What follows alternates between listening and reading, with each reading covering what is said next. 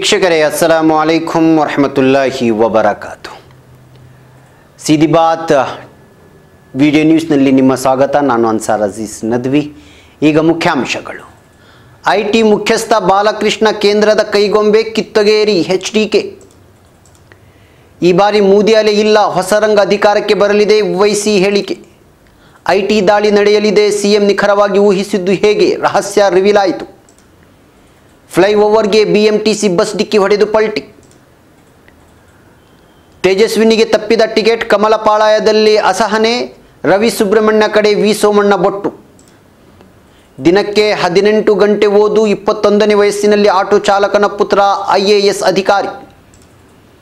ವಿಶ್ವ ರಂಗಭೂಮಿ ದಿನಾಚರಣೆಯ ಶುಭಾಶಯಗಳು. ಮಿಷನ್ ಶಕ್ತಿ ಕುರಿತು ಮೋದಿ ಕಾಲೆಳೆದ ರಾಹುಲ್ ಗಾಂಧಿ. ವೀಕ್ಷಕರೇ ಅಸ್ಸಲಾಮು ಅಲೈಕುಂ ವರಹಮತುಲ್ಲಾಹಿ ವಬರಕಾತು. ನಾನು ಅನ್ಸಾರ್ ಅಜೀಜ್ ನದ್ವಿ. ಈಗ ಮುಖ್ಯಾಂಶಗಳ ವಿವರಗಳು. ಮೊದಲನೆಯ ಸುದ್ದಿ. ಬೆಂಗಳೂರು ಆದಾಯ ತೆರಿಗೆ ಇಲಾಖೆ JDS ಕಾಂಗ್ರೆಸ್ ಮುಖಂಡರ ನಿವಾಸ ಕಚೇರಿ ಮೇಲೆ ದಾಳಿ ನಡೆಸಿದ ಕ್ರಮಕ್ಕೆ ಮುಖ್ಯಮಂತ್ರಿ HD ಕುಮಾರಸ್ವಾಮಿ ಪ್ರಧಾನಿ ನರೇಂದ್ರ ಮೋದಿ ವಿರುದ್ಧ ಆಕ್ರೋಶ ವ್ಯಕ್ತಪಡಿಸಿದ್ದು, ಪ್ರಧಾನಿ ಮೋದಿ ಅವರು ಕೇಂದ್ರ ಸರ್ಕಾರ ಇಲಾಖೆಗಳನ್ನು ದುರುಪಯೋಗಪಡಿಸಿಕೊಳ್ಳುತ್ತಿದ್ದಾರೆ ಎಂದು ಆರೋಪಿಸಿದ್ದಾರೆ. ಅಲ್ಲದೆ ಆದಾಯ ತೆರಿಗೆ ಇಲಾಖೆ ಮುಖ್ಯಸ್ಥ ಬಾಲಕೃಷ್ಣನ್ ಪ್ರಧಾನಿ ನರೇಂದ್ರ ಮೋದಿ ನೇತೃತ್ವದ ಕೇಂದ್ರ ಸರ್ಕಾರದ ಕೈಗೊಂಬೆಯಾಗಿದ್ದಾರೆ. ಬಿಜೆಪಿ ರಾಜಕೀಯ ಲಾಭಕ್ಕಾಗಿ ತಮ್ಮ ಅಧಿಕಾರವನ್ನು ದುರುಪಯೋಗಪಡಿಸಿಕೊಂಡ ಬಾಲಕೃಷ್ಣ ಅವರನ್ನು ಕೂಡಲೇ ಅಧಿಕಾರದಿಂದ ವಜಾಗೊಳಿಸಬೇಕೆಂದು ಕುಮಾರಸ್ವಾಮಿ ಟ್ವೀಟ್ ಮಾಡುವ ಮೂಲಕ ಒತ್ತಾಯಿಸಿದ್ದಾರೆ. ಬುಧವಾರ ಬೆಳಗ್ಗೆಯಿಂದ ಹಾಸನ, ಮಂಡ್ಯ, ಬೆಂಗಳೂರು ಸೇರಿದಂತೆ ವಿವಿಧೆಡೆ ಆದಾಯ ತೆರಿಗೆ ಇಲಾಖೆ ನಡೆಸಿರುವ ದಾಳಿ ರಾಜಕೀಯ ಪ್ರೇರಿತವಾಗಿದೆ. ಬಿಜೆಪಿ ಪ್ರತಿಪಕ್ಷಗಳನ್ನು ಐಟಿ ದಾಳಿ ಮೂಲಕ ಹಣಿಯಲು ಮುಂದಾಗಿದೆ ಎಂದು ಆರೋಪಿಸಿದ್ದಾರೆ.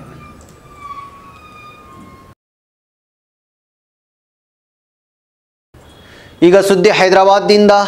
2014ರ ಲೋಕಸಭಾ ಚುನಾವಣೆಯಲ್ಲಿ ಇದ್ದ ಹಾಗೆ ಈ ಬಾರಿ 2019ರ ಲೋಕಸಭಾ ಚುನಾವಣೆಯಲ್ಲಿ ದೇಶದಲ್ಲಿ ಎಲ್ಲಿಯೂ ಮೂದೆ ಅಲೆ ಇಲ್ಲ ಎಂದು ಹೈದರಾಬಾದ್ನ 3 ಬಾರಿಯ ಸಂಸದ AIMIM ಪಕ್ಷದ ಅಧ್ಯಕ್ಷ ಅಸದುದ್ದೀನ್ ಓವೈಸಿ ಹೇಳಿದ್ದಾರೆ. ಈ ಬಾರಿಯ ಲೋಕಸಭಾ ಚುನಾವಣೆಯ ಬಳಿಕ ಪ್ರಾದೇಶಿಕ ನಾಯಕನೊಬ್ಬ ಪ್ರಧಾನಿಯಾಗಲಿದ್ದು, ಕೇಂದ್ರದಲ್ಲಿ ಬಿಜೆಪಿಯೇತರ ಕಾಂಗ್ರೆಸ್ಸೇತರ ರಂಗವೊಂದು ಅಧಿಕಾರಕ್ಕೆ ಬರಲಿದೆ ಎಂದು ಓವೈಸಿ ಭವಿಷ್ಯ ನುಡಿದಿದ್ದಾರೆ. ಈ ಬಾರಿಯ ಲೋಕಸಭಾ ಚುನಾವಣೆಯು ಮುಕ್ತ ಸ್ಪರ್ಧೆಯ ಚುನಾವಣೆಯಾಗಿರುತ್ತದೆ ಮತ್ತು ಎಲ್ಲ 543 ಕ್ಷೇತ್ರಗಳಿಗೂ ಅತ್ಯಂತ ನಿಕಟ ಮತ್ತು ಕತ್ತಿನ ಸ್ಪರ್ಧೆ ಇರಲಿದೆ ಎಂದು ಓವೈಸಿ ಹೇಳಿದರು. ಕೇಂದ್ರದಲ್ಲಿ ಈ ಬಾರಿ ಅಧಿಕಾರಕ್ಕೆ ಬರಲಿರುವ ಬಿಜೆಪಿಯೇತರ ಕಾಂಗ್ರೆಸ್ಸೇತರ ರಂಗದ ಸರ್ಕಾರದಲ್ಲಿ ನಮ್ಮ AIMIM ಪಕ್ಷ ಕೂಡ ನಿಶ್ಚಿತವಾಗಿಯೂ ಮುಖ್ಯ ಪಾತ್ರ ವಹಿಸಲಿದೆ ಎಂದಿರುವ ಓವೈಸಿ, ಬಿಜೆಪಿಯೇತರ ಕಾಂಗ್ರೆಸ್ಸೇತರ ರಂಗದ ನೇತೃತ್ವವನ್ನು ತೆಲಂಗಾಣ ರಾಷ್ಟ್ರ ಸಮಿತಿ TRS ಸ್ಥಾಪಕ ಮತ್ತು ಮುಖ್ಯಮಂತ್ರಿ K. ಚಂದ್ರಶೇಖರ್ ರಾವ್ ವಹಿಸಲಿದ್ದಾರೆ ಎಂದು ಹೇಳಿದರು. ಪ್ರಧಾನಿ ನರೇಂದ್ರ ಮೋದಿ ಮತ್ತು ಕಾಂಗ್ರೆಸ್ ಅಧ್ಯಕ್ಷ ರಾಹುಲ್ ಗಾಂಧಿ ಅವರಿಗಿಂತಲೂ ಹೆಚ್ಚು ಸಮರ್ಥರಿರುವ ಅನೇಕ ಪ್ರಾದೇಶಿಕ ನಾಯಕರಿದ್ದಾರೆ. ಆದುದರಿಂದ ಬಿಜೆಪಿಯೇತರ ಕಾಂಗ್ರೆಸ್ಸೇತರ ರಂಗವು ಭಾರತದ ರಾಜಕೀಯ ವೈವಿಧ್ಯತೆಯನ್ನು ಪ್ರತಿನಿಧಿಸಲಿದೆ ಎಂದು ಓವೈಸಿ ಹೇಳಿದರು. ಮತ್ತೊಂದು ಸುದ್ದಿ. ಬೆಂಗಳೂರಿನಿಂದ. JDS ನಾಯಕರು ಆಪ್ತರ ಮನೆ ಮೇಲೆ ಗುರುವಾರ ಐಟಿ ದಾಳಿ ನಡೆಯಲಿದೆ. ಮೊದಲೇ CM ಕುಮಾರಸ್ವಾಮಿ ನಿಖರವಾಗಿ ಹೇಳಿದ್ದು ಹೇಗೆ ಎನ್ನುವ ಪ್ರಶ್ನೆಗೆ ಉತ್ತರ ಸಿಕ್ಕಿದೆ. ಸಾಧಾರಣವಾಗಿ ಸರ್ಕಾರಿ ಅಧಿಕಾರಿಗಳ ದಾಳಿ ವಿಚಾರ ಗೌಪ್ಯವಾಗಿರುತ್ತದೆ. ಅದರಲ್ಲೂ ಕೇಂದ್ರ ಸರ್ಕಾರ ನಿಯಂತ್ರಣದಲ್ಲಿರುವ ಸಂಸ್ಥೆಗಳು ನಡೆಸುವ ದಾಳಿ ಗೌಪ್ಯವಾಗಿದ್ದು ರಾಜ್ಯ ಸರ್ಕಾರಕ್ಕೆ ತಿಳಿಸಿ ದಾಳಿ ನಡೆಸುವುದಿಲ್ಲ. ಆದರೆ CM ಮೊದಲೇ ದಾಳಿ ನಡೆಯಲಿದೆ ಎಂದು ಭವಿಷ್ಯ ನುಡಿದಾಗ ತೆರಿಗೆ ಇಲಾಖೆಯಲ್ಲೇ ಯಾರೋ CMಗೆ ಮಾಹಿತಿ ನೀಡಿದ್ದಾರಾ ಎನ್ನುವ ಪ್ರಶ್ನೆ ಎದ್ದಿತ್ತು. ಆದರೆ ಈಗ ವಿಮಾನ ನಿಲ್ದಾಣದಲ್ಲಿರುವ ಚಾಲಕರು CMಗೆ ಮಾಹಿತಿ ನೀಡಿದ್ದಾರೆ ಎನ್ನುವ ವಿಚಾರ ಬೆಳಕಿಗೆ ಬಂದಿದೆ. ವಿಮಾನ ನಿಲ್ದಾಣದಲ್ಲಿರುವ ಕಾರು ಚಾಲಕರ ಪೈಕಿ ಯಾರೋ ಒಬ್ಬರು CM ಆಪ್ತರಿಗೆ ಕರೆ ಮಾಡಿ CRPFನ 2 ತುಕಡಿಗಳು ಬೆಂಗಳೂರಿಗೆ ಬಂದಿವೆ, ಅವರು ಇಲ್ಲಿ 100 ಟ್ಯಾಕ್ಸಿಗಳು ಒಟ್ಟಿಗೆ ಬಾಡಿಗೆಗೆ ತೆಗೆದುಕೊಳ್ಳುತ್ತಿದ್ದಾರೆ, ನಮಗೆ ಸೂಕ್ತ ಮಾಹಿತಿ ಲಭ್ಯವಾಗುತ್ತಿಲ್ಲ, ನೀವೇ ಚೆಕ್ ಮಾಡಿಕೊಳ್ಳಿ ಎಂದು ತಿಳಿಸಿದ್ದರಂತೆ. ಈ ಮಾಹಿತಿಯಿಂದ ತಕ್ಷಣವೇ ಎಚ್ಚೆತ್ತುಕೊಂಡ ಕುಮಾರಸ್ವಾಮಿ ಅವರು ಗುಪ್ತಚರ ಇಲಾಖೆಯ ಅಧಿಕಾರಿಗಳಿಗೆ ಕರೆ ಮಾಡಿ ಫುಲ್ ಕ್ಲಾಸ್ ತೆಗೆದುಕೊಂಡಿದ್ದರು. ವಿಮಾನ ನಿಲ್ದಾಣದ ಬಳಿ ಈ ರೀತಿಯ ಬೆಳವಣಿಗೆ ನಡೆಯುತ್ತಿದೆ, ನೀವು ಏನು ಮಾಡುತ್ತಿದ್ದೀರಿ, ಪರಿಶೀಲನೆ ಮಾಡಿ ಕೂಡಲೇ ಮಾಹಿತಿ ನೀಡಿ ಎಂದು ತಾಕೀತು ಮಾಡಿದ್ದರು. ಸಿಎಂ ಸೂಚನೆಯಿಂದ ಎಚ್ಚೆತ್ತುಕೊಂಡು ಗುಪ್ತಚರ ಇಲಾಖೆಯ ಪರಿಶೀಲನೆ ಆರಂಭಿಸಿತ್ತು. ಈ ವೇಳೆ ಗುಪ್ತಚರ ಇಲಾಖೆಗೆ ಐಟಿ ದಾಳಿಯ ಮಾಹಿತಿ ಲಭ್ಯವಾಗಿದೆ. ಅಷ್ಟೇ ಅಲ್ಲದೆ ವಿವಿಧ ನಾಯಕರ ಮನೆಯ ಮೇಲೆ ದಾಳಿ ಮಾಡಲು ಐಟಿ ಅಧಿಕಾರಿಗಳು 200 ಕ್ಯಾಬ್ ಬುಕ್ ಮಾಡಿರುವುದು ತಿಳಿದಿದೆ. ತಕ್ಷಣವೇ ಸಿಎಂಗೆ ಕರೆ ಮಾಡಿ ಮಾಹಿತಿ ನೀಡಿದ್ದಾರೆ. ಗುಪ್ತಚರ ಇಲಾಖೆಯಿಂದ ಮಾಹಿತಿ ಪಡೆದು ಮಂಡ್ಯದಲ್ಲಿ ಬುಧವಾರ ಸುದ್ದಿಗೋಷ್ಠಿಯಲ್ಲಿ ಮಾತನಾಡಿದ್ದ ಸಿಎಂ ಐಟಿ ಅಧಿಕಾರಿಗಳಿಗೆ ಜೆಡಿಎಸ್ ಕಾಂಗ್ರೆಸ್ ನಾಯಕರೇ ಟಾರ್ಗೆಟ್ ಆಗಿದ್ದು ಒಬ್ಬರಿಗೆ ಅನುಕೂಲ ಮಾಡಿಕೊಳ್ಳಲು ದಾಳಿಗೆ ಸಿದ್ಧತೆ ನಡೆಸಲಾಗಿದೆ. ಬಿಜೆಪಿಯ ಆಪ್ತ ಮೂಲಗಳಿಂದ ನನಗೆ ಫೋನ್ ಕರೆ ಬಂದಿದ್ದು ಕಾಂಗ್ರೆಸ್ ಜೆಡಿಎಸ್ ಅಭಿಮಾನಿಗಳನ್ನು ಗುರಿ ಮಾಡಿ ದಾಳಿ ನಡೆಸಲು ಸಿದ್ಧತೆ ನಡೆಸಲಾಗಿದೆ. ಪಕ್ಷ ಬೆಂಬಲಿಗರ ಮೇಲೆ ದಾಳಿ ನಡೆಸಿ ಎಷ್ಟು ಹಣ ತೆಗೆದುಕೊಂಡು ಹೋಗುತ್ತಾರೆ ನೋಡುತ್ತೇನೆ. ಆದರೆ ನಮ್ಮ ಮೇಲೆ ದಬ್ಬಾಳಿಕೆ ನಡೆಸಿದರೆ ನಾನು ಕೂಡ ಪಶ್ಚಿಮ ಬಂಗಾಳ ಸಿಎಂರಂತೆ ನಡೆದುಕೊಳ್ಳಬೇಕಾಗುತ್ತದೆ ಎಂದು ಎಚ್ಚರಿಕೆ ನೀಡಿದರು. ಈಗ ಸುದ್ದಿ ಬೆಂಗಳೂರಿನಿಂದ. ಫ್ಲೈಓವರ್ಗೆ ಬಿಎಂಟಿಸಿ ಬಸ್ ಡಿಕ್ಕಿ ಹೊಡೆದು ಪಲ್ಟಿಯಾದ ಪರಿಣಾಮ 4 ಮಹಿಳೆಯರು ಸೇರಿದಂತೆ 12 ಮಂದಿ ಗಾಯಗೊಂಡಿರುವ ಘಟನೆ ರಾಜಾಜಿನಗರದಲ್ಲಿ ನಡೆದಿದೆ. ಬಿಎಂಟಿಸಿ ಬಸ್ ಕೆಎಚ್ಬಿ ಕಾಲೋನಿಯಿಂದ ಕಾವಲ್ ಬೈರ್ಸಂದ್ರ ಕಡೆಗೆ ಹೋಗುತ್ತಿತ್ತು. ಈ ವೇಳೆ ರಾಜಾಜಿನಗರದ ಫ್ಲೈಓವರ್ ಹತ್ತುವಾಗ ಏಕಾಏಕಿ ಪಲ್ಟಿ ಹೊಡೆದಿದೆ. ಪರಿಣಾಮ ಬಸ್ನಲ್ಲಿದ್ದ 23 ಮಂದಿ ಪ್ರಯಾಣಿಕರ ಪೈಕಿ ಡ್ರೈವರ್ ಸೇರಿದಂತೆ 12 ಮಂದಿ ಗಾಯಗೊಂಡಿದ್ದಾರೆ. ಡ್ರೈವರ್ ಫ್ಲೈಓವರ್ ಮೇಲೆ ಹೋಗುವಾಗ ಬೈಕ್ ಸವಾರ ಅಡ್ಡ ಬಂದಿದ್ದಾನೆ. ಆತನನ್ನು ರಕ್ಷಿಸಲು ಚಾಲಕ ಬಲಗಡೆಗೆ ಹೋಗುವಾಗ ಬಸ್ ನಿಯಂತ್ರಣ ತಪ್ಪಿ ಫ್ಲೈಓವರ್ಗೆ ಬಿಎಂಟಿಸಿ ಡಿಕ್ಕಿ ಹೊಡೆದಿದೆ.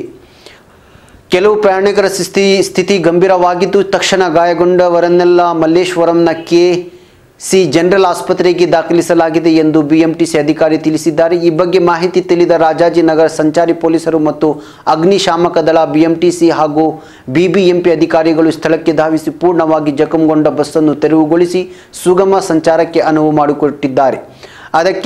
ಸದ್ಯಕ್ಕೆ ಅಪಘಾತಕ್ಕೆ ನಿಖರ ಮಾಹಿತಿ ತಿಳಿದು ಬಂದಿಲ್ಲ. ಈ ಕುರಿತು ಪ್ರಕರಣವನ್ನು ದಾಖಲಿಸಿಕೊಂಡು ತನಿಖೆ ಮುಂದುವರಿಸಿದ್ದೇವೆ. ಸದ್ಯಕ್ಕೆ ಅನಾಹುತದಿಂದ ಯಾವುದೇ ಪ್ರಾಣಾಪಾಯ ಸಂಭವಿಸಿಲ್ಲ ಎಂದು ಪೊಲೀಸರು ತಿಳಿಸಿದ್ದಾರೆ. ಮತ್ತೊಂದು ಸುದ್ದಿ ಬೆಂಗಳೂರಿಂದ. ಬೆಂಗಳೂರು ದಕ್ಷಿಣ ಕ್ಷೇತ್ರದಲ್ಲಿ ತೇಜಸ್ವಿನಿ ಅನಂತಕುಮಾರ್ ಅವರಿಗೆ ಟಿಕೆಟ್ ನಿರಾಕರಿಸಿದ್ದರಿಂದ ಬಿಜೆಪಿಯಲ್ಲಿ ಉಂಟಾಗಿರುವ ಅಸಹನೆಯ ಕಿಡಿ ಮತ್ತಷ್ಟು ಹೆಚ್ಚಾಗುತ್ತಿದ್ದು ಇಂದು ಮಾಜಿ ಸಚಿವ ಹಾಗೂ ಪಕ್ಷದ ಹಿರಿಯ ನಾಯಕ ವಿ ಸೋಮಣ್ಣ ಬಹಿರಂಗವಾಗಿ ಹೈಕಮಾಂಡ್ ವಿರುದ್ಧ ಕಿಡಿಕಾರಿದ್ದಾರೆ. ಇಂದು ಬೆಳಗ್ಗೆ ತೇಜಸ್ವಿನಿ ಅನಂತಕುಮಾರ್ ಅವರನ್ನು ವಿ ಸೋಮಣ್ಣ ಭೇಟಿ ಮಾಡಿ ಸುದೀರ್ಘ ಮಾತುಕತೆ ನಡೆಸಿದರು.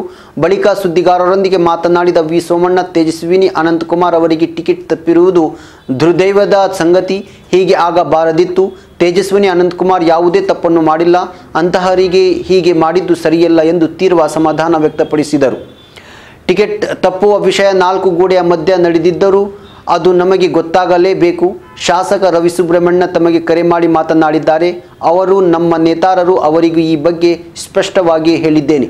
ಇದರಲ್ಲಿ ನಮ್ಮ ಭವಿಷ್ಯವೂ ಅಡಗಿದೆ. ಹಾಗಾಗಿ ಟಿಕೆಟ್ ಕಡೆ ಕ್ಷಣದಲ್ಲಿ ಕೈ ತಪ್ಪಿದ್ದು ಹೇಗೆ ಮತ್ತು ಏಕೆ ಹಾಗೂ ಇದಕ್ಕೆ ಯಾರು ಕಾರಣ ಎಲ್ಲವೂ ನಮಗೆ ಗೊತ್ತಾಗಬೇಕು ಎಂದು ಸೋಮಣ್ಣ ಪ್ರಶ್ನಿಸಿದ್ದಾರೆ.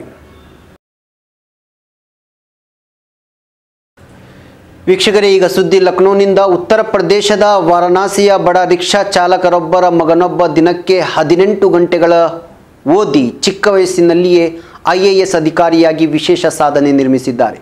ಗೋವಿಂದ್ ಜೈಸ್ವಾಲ್ ತಮ್ಮ 21 ವಯಸ್ಸಿಗೆ ತುಂಬ ಪರಿಶ್ರಮದಿಂದ ಓದಿ ತಂದೆ ತಾಯಿ ಆಶೀರ್ವಾದದಿಂದ ತಮ್ಮ ಕನಸನ್ನು ಬೇಗ ತಲುಪಿದ್ದಾರೆ. ಪೋಷಕರಿಗೆ ಗೋವಿಂದ್ ಸೇರಿ 3 ಹೆಣ್ಣು ಮಕ್ಕಳಿದ್ದಾರೆ.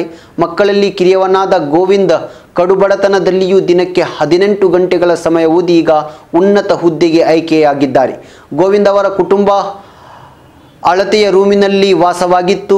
ಉಸ್ಮಾನ್ಪುರ್ ಸರ್ಕಾರಿ ಶಾಲೆಯಲ್ಲಿ ಓದಿದ ಬಳಿಕ ವಾರಣಾಸಿಯ ಸರ್ಕಾರಿ ಕಾಲೇಜಿನಲ್ಲಿ ಗಣಿತದಲ್ಲಿ ಪದವಿ ಪಡೆದಿದ್ದರು. ನಂತರ ಓದಿನಲ್ಲಿ ಆಸಕ್ತಿ ಹೊಂದಿದ ಗೋವಿಂದ್ UPSC ಪರೀಕ್ಷೆಯಲ್ಲಿ 48ನೇ ರ್ಯಾಂಕ್ ಪಡೆದುಕೊಂಡಿದ್ದಾರೆ.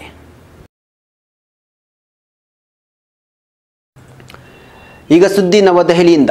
ಬಾಹ್ಯಾಕಾಶದಲ್ಲೇ ಸಕ್ರಿಯ ಉಪಗ್ರಹವನ್ನು ಹೊಡೆದುರುಳಿಸಿದ DRDO ವಿಜ್ಞಾನಿಗಳನ್ನು ಕಾಂಗ್ರೆಸ್ ಅಧ್ಯಕ್ಷ ರಾಹುಲ್ ಗಾಂಧಿ ಅವರು ಅಭಿನಂದಿಸಿದ್ದು, ಇದೇ ವೇಳೆ ಪ್ರಧಾನಿ ಮೋದಿ ಅವರಿಗೆ ವಿಶ್ವ ರಂಗಭೂಮಿ ದಿನಾಚರಣೆಯ ಶುಭಾಶಯ ಹೇಳುವ ಮೂಲಕ ಮೋದಿ ಕಾಲೆಳೆಯುವ ಪ್ರಯತ್ನ ಮಾಡಿದ್ದಾರೆ.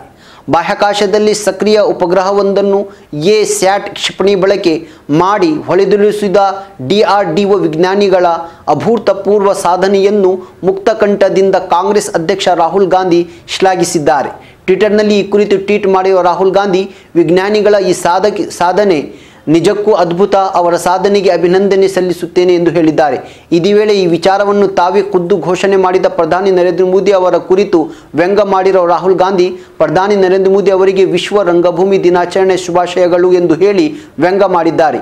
ಆ ಮೂಲಕ DRDO ಮಾಡಬೇಕಿದ್ದ ಘೋಷಣೆಯನ್ನು ಪ್ರಧಾನಿ ಮೋದಿ ಮಾಡಿದ್ದೇಕೆ ಎಂದು ಪರೋಕ್ಷವಾಗಿ ಕಿಡಿಕಾರಿದ್ದಾರೆ.